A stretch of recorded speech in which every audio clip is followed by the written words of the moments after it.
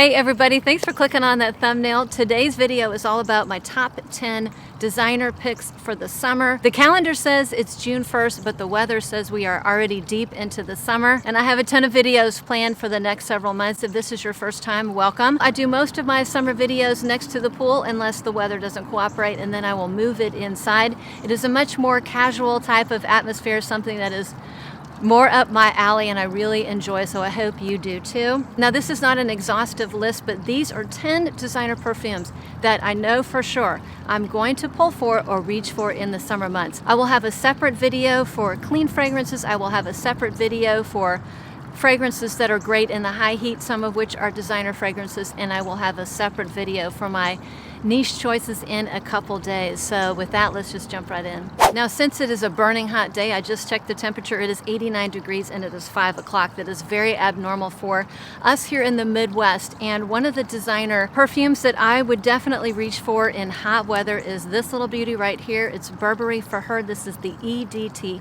This is my preferred Burberry. The scent of this fragrance mimics the color of the juice, which is light green. So this is a beautiful black currant peony pear fragrance with a little dash of strawberry. It's really good in the spring and summer, but I tell you what, I just want to drench myself in it today because there's something about it that's very light wearing, very fresh, very juicy, and kind of fizzy and effervescent.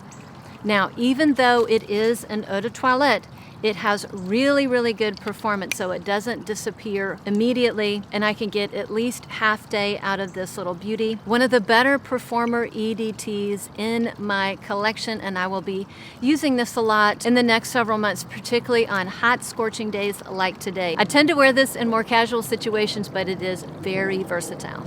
Another longtime designer go-to is Chanel Chance Eau Fraiche right here. If you saw my Show Me Your Dent video, you will know that this is a new bottle. I had to replace my old bottle, which was several years old and had just turned. It was no longer the beauty that it was when I originally got it. I know this has been around for a while, but it is just such a great go-to fragrance in the summer. It is just super fresh and clean and bright. It is a lemon forward fragrance that has wood in the dry down, and even though it has a strong woody base, it's still very, very light and fresh. There are some very light florals in here.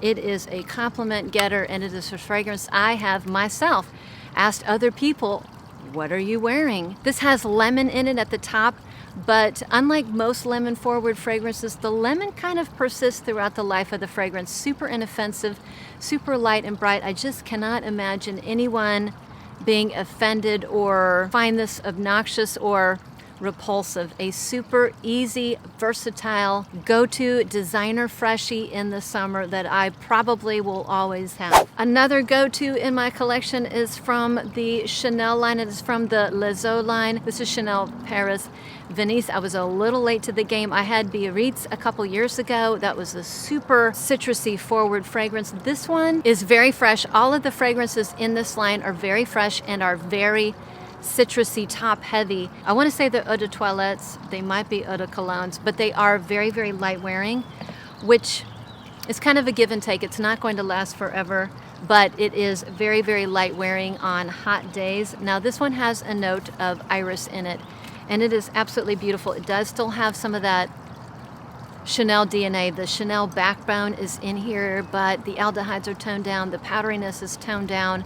It does have some of that beautiful iris peeking through, and the citruses aren't as overwhelming or forward or strong as they are in some of the other fragrances in this line. For example, Biarritz, which I had myself, and I prefer this one now.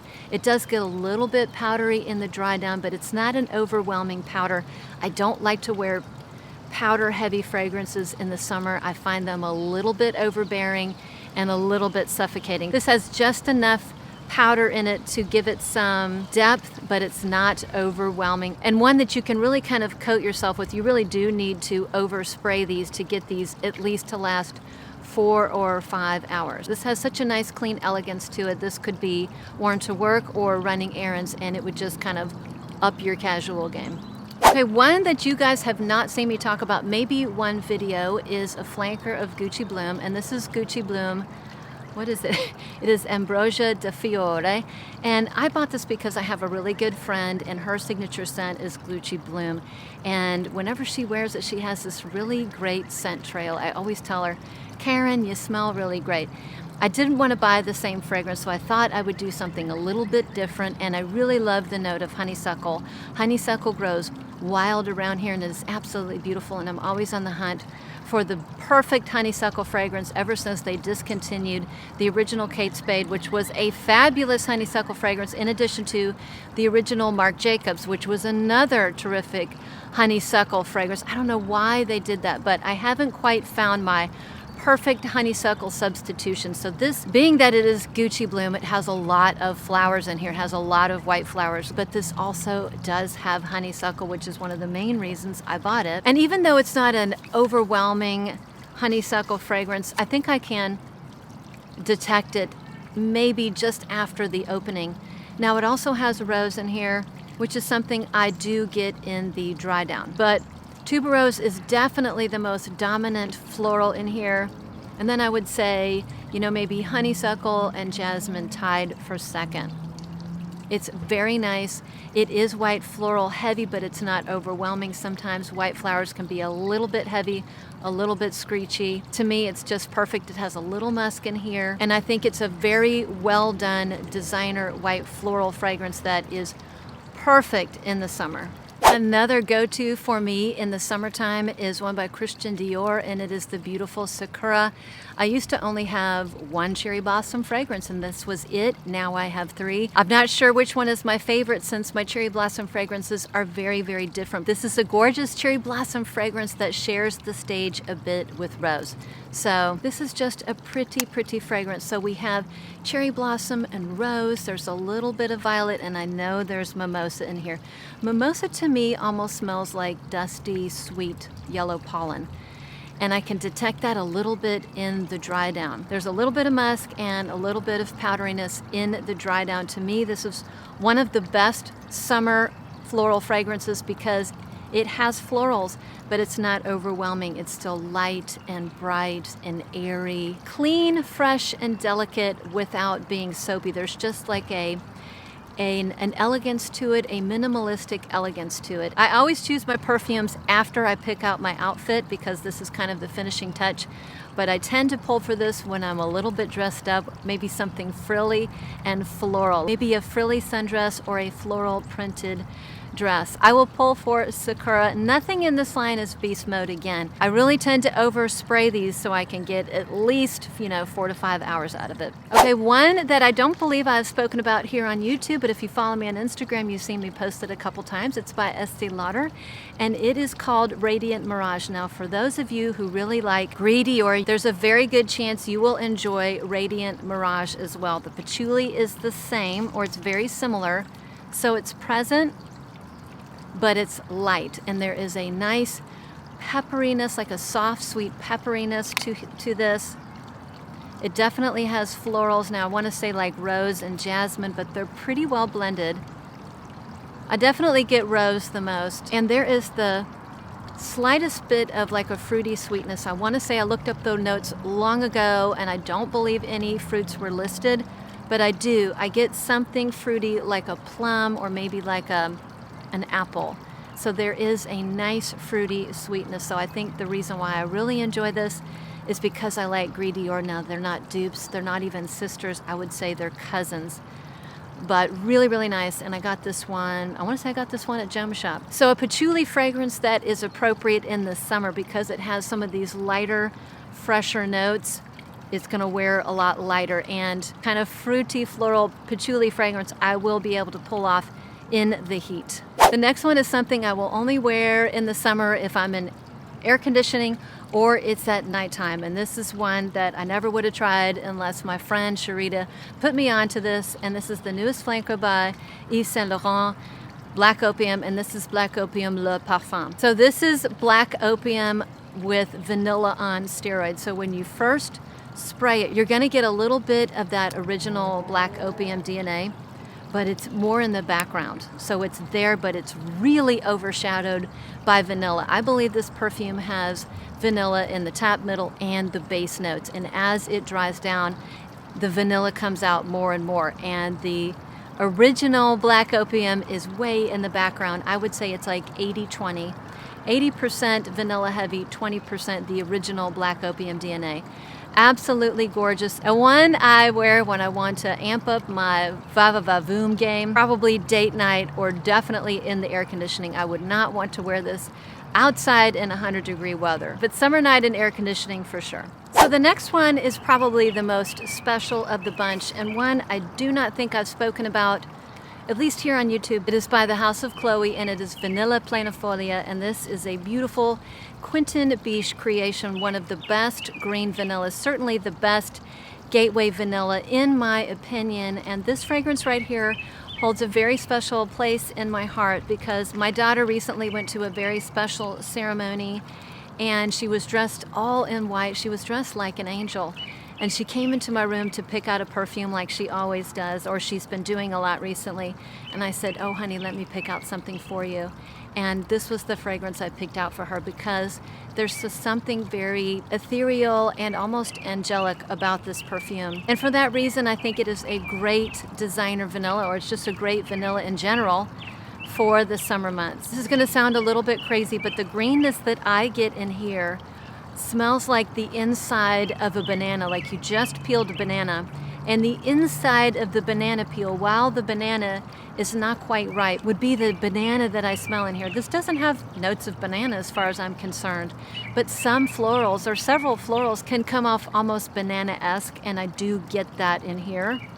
And I really enjoy when fragrances smell like a banana. So this perfume is a take on the floral, the vanilla orchid, the Vanilla Planifolia, which in and of itself does not have a scent, but the vanilla pod, or the bean that this flower produces, is what is fragrant. And I think this was Quentin Biche's interpretation of that flower. And I think he just knocked it out of the park. So it's slightly floral, but not overwhelmingly floral. And it's definitely a vanilla, but it's not a gourmand. Oh my gosh, it's so addictive. I cannot stop smelling it.